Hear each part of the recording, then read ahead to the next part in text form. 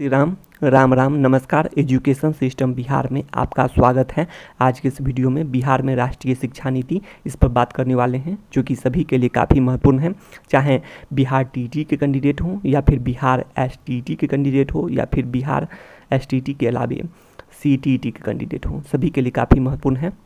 बिहार शिक्षक बहाली से जुड़े हुए सभी अभ्यर्थियों के लिए काफ़ी महत्वपूर्ण है, तो इस पर बात करने वाले हैं और विद्यार्थियों के लिए भी काफ़ी महत्वपूर्ण है। तो आइए देख लेते हैं। सबसे पहले हेडलाइन देख लेते हैं, अपर मुख्य सचिव के जवाब में कई सवाल। तो जी बिल्कुल सही बात है, इस पर भी बात करने वाले हैं, इसलिए आप लोग वीडियो में अंत तक बने रहें और वीडियो को अंत तक देखें। सरकारी शिक्षक बनने की मारामारी, ये कहना है शिक्षा विभाग के अपर मुख्य सचिव जी का, तो इस पर भी बात करने वाले हैं। अपर मुख्य सचिव के जवाब में कई सवाल। अपने बच्चे को सरकारी स्कूल में क्यों नहीं पढ़ा रहे हैं, ये भी क्वेश्चन बनता है, अपर मुख्य सचिव जी द्वारा किए गए हैं। तो इन सभी बातों को देखने वाले हैं इस वीडियो में। आज का हेडलाइन आप लोग देख लिए हैं, जिसको अब विस्तार से जानने वाले हैं।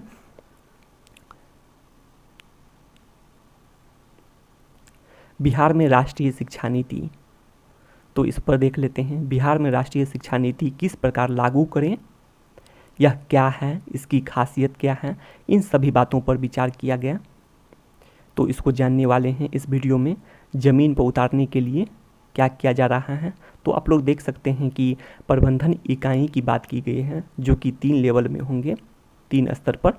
एक है कि राज्य स्तर पर, स्टेट लेवल पर, उसके बाद डिस्ट्रिक्ट लेवल पर अर्थात जिला स्तर पर, और थर्ड है ब्लॉक स्तर पर, जिससे ज़मीन स्तर तक पहुंच सके राष्ट्रीय शिक्षा नीति के अहमियत।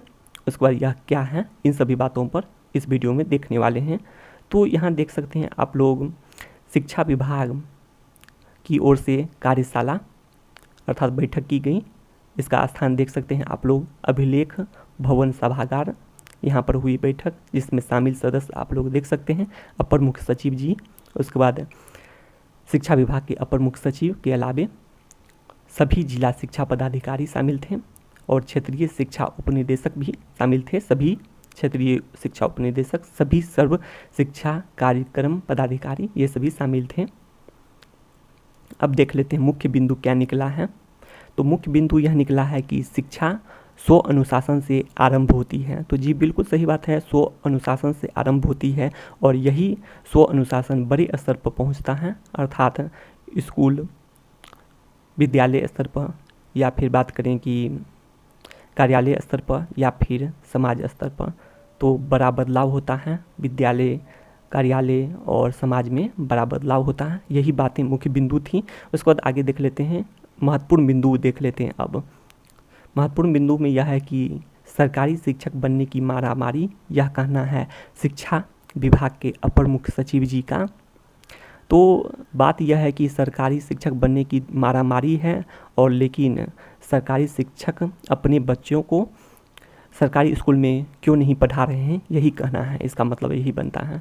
तो जी बिल्कुल बात तो सही है, सरकारी शिक्षक बनने की मारामारी है, लेकिन पढ़ाई नहीं करवा रहे हैं सरकारी शिक्षक अपने बच्चे को अपने स्कूल में, सरकारी स्कूल में।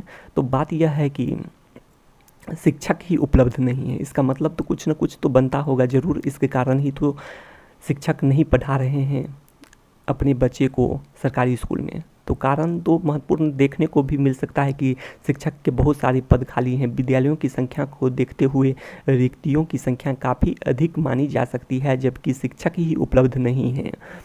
इसलिए आप लोग जानते हैं कि शिक्षा विभाग के प्रधान सचिव के द्वारा भी पुष्टि की गई थी कि सभी क्वालिफाइड की नौकरी पक्की। एसटीटी की बात कर रहे हैं, बिहार एसटीटी में सभी क्वालिफाइड की नौकरी पक्की। और उसके बाद शिक्षा मंत्री जी भी रिजल्ट जारी करते हुए भी आश्वासन दिए थे कि नौकरी पक्की। तो इस तरह से भी विद्यालयों की संख्या को देखते हुए रिक्तियों की संख्या को बढ़ाकर सभी क्वालिफाइड की नौकरी पक्की की जानी चाहिए, जिससे सभी शिक्षक अपने बच्चों को अपने ही स्कूल में पढ़ाएंगे। साथ साथ सभी गरीब अभ्यर्थी, जितने भी गरीब के बच्चे हैं, वे भी अपने बच्चों को सरकारी स्कूल में पढ़ाएंगे।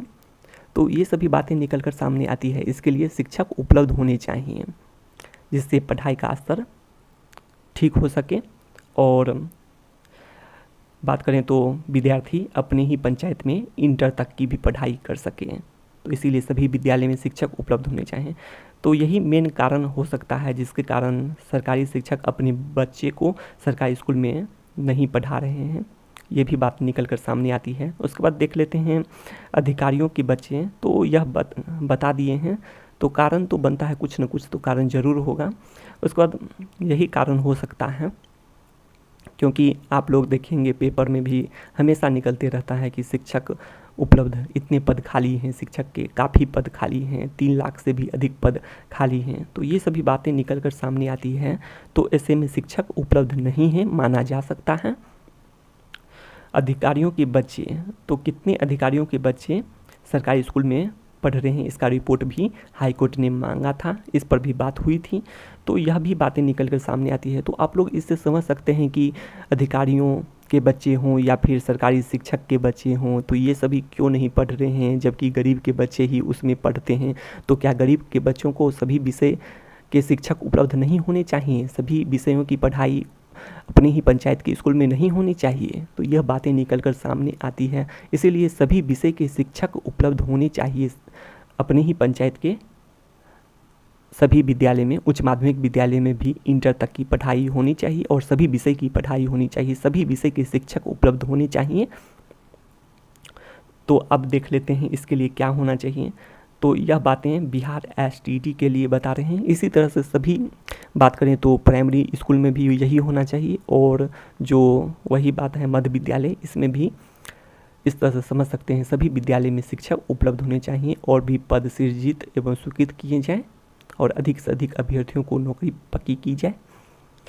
अब देख लेते हैं आगे, बिहार एसटीटी के सभी क्वालिफाइड अभ्यर्थियों की नौकरी पक्की हो। जैसा कि आप लोग जानते हैं रिजल्ट 12 मार्च 2021 को रिजल्ट जारी करते हुए बिहार के शिक्षा मंत्री जी ने भी आश्वासन दिए थे सभी क्वालिफाइड की नौकरी पक्की, इस तरह से कही जा सकती है, क्योंकि उस दिन न ही मेरिट लिस्ट का कोई जिक्र था, न ही बात करें तो कट ऑफ जारी हुआ था, टीईटी की तरह रिजल्ट हुआ था पूर्व निर्धारित कट ऑफ पर रिजल्ट, क्योंकि टीईटी की तरह ही रिजल्ट हो तो उसमें कट ऑफ जारी करने की आवश्यकता नहीं होती है, और वैसा ही हुआ, कट ऑफ नहीं जारी किया गया था।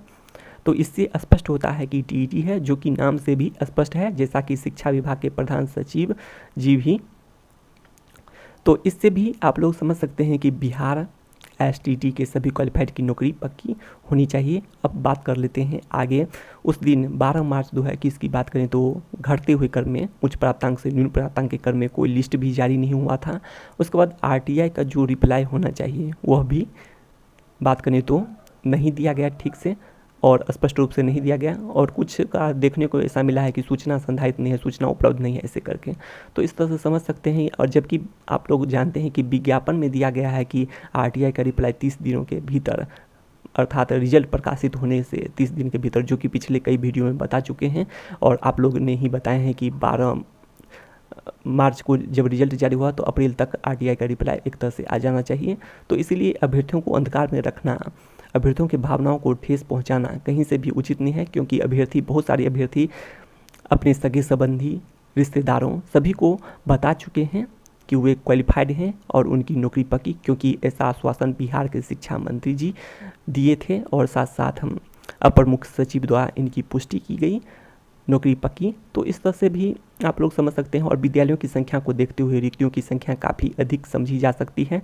तो और भी पद सृजित एवं स्वीकृत किए जाएँ सभी विषयों में, खासकर बात करें तो 2 विषय में, और बाकी विषयों में तो नौकरी पक्की हो ही जाएगी सभी क्वालिफाइड की। और 2 विषय ऐसे हैं जैसे कि सोशल साइंस हो गए और कंप्यूटर साइंस हो गए, तो इसमें और भी पद सृजित एवं स्वीकृत किए जाएँ। तो इसके बारे में देख लेते हैं अब एक बार। तो इसके बारे में आप लोग जानते हैं कि 8,386 पंचायत के विद्यार्थी अपने ही पंचायत के उच्च माध्यमिक विद्यालय में इंटर तक की पढ़ाई कर सके, इसलिए उच्च माध्यमिक विद्यालय में सभी विषय के शिक्षक हों। जी, सभी विषय के शिक्षक उपलब्ध होने चाहिए। उसके बाद आगे बात कर लेते हैं, विद्यालयों की संख्या को देखते हुए 7वें चरण में कंप्यूटर शिक्षक के 8,000 से अधिक पदों पर बहाली होनी चाहिए। जैसा कि आप लोग जानते हैं काफ़ी विद्यालयों की संख्या है, उसको भी एक बार देख लेते हैं। तो आप लोग जानते हैं ग्राम पंचायत के अनुसार 8,386 उच्च माध्यमिक विद्यालय। और बात कर लेते हैं आगे 8,386 पंचायतें हैं, तो ऐसे में सभी पंचायत में एक एक उच्च माध्यमिक विद्यालय का लक्ष्य था। तो इस तरह से इतने विद्यालय हो गए और कुल मिलाकर आप लोग नीचे देख सकते हैं 9,361 हाई स्कूल +2, जैसा कि न्यूज से यह बातें निकल कर सामने आई हैं। तो ऐसे में काफ़ी पद कंप्यूटर साइंस में भी होते हैं, आप लोग जानते हैं काफ़ी पद हो सकते हैं, क्योंकि अभी तक बात करें तो 1,047 अभ्यर्थी STT 2011 में सफल हुए थे। तो इस तरह से इसको भी कुछ 1,000 यदि घटाते भी हैं तो भी 8,085 के करीब पद पर बहाली हो सकती है इस बार भी, और 3,000 पद हटा भी देते हैं तो 5,500 के करीब पद और भी सृजित एवं स्वीकृत होनी चाहिए, जिससे सभी क्वालिफाइड की तो नौकरी पक्की हो सके। क्योंकि आप लोग जानते हैं 8,000 प्लस कंप्यूटर शिक्षक के अलावा कंप्यूटर सहायक के भी पद होने चाहिए, जिससे सभी क्वालिफाइड की नौकरी पक्की हो सकती है। और उसके बाद आगे बात कर लेते हैं सोशल साइंस विषय में भी 4 विषयों को पढ़ाने के लिए 2 शिक्षक उपलब्ध होने चाहिए।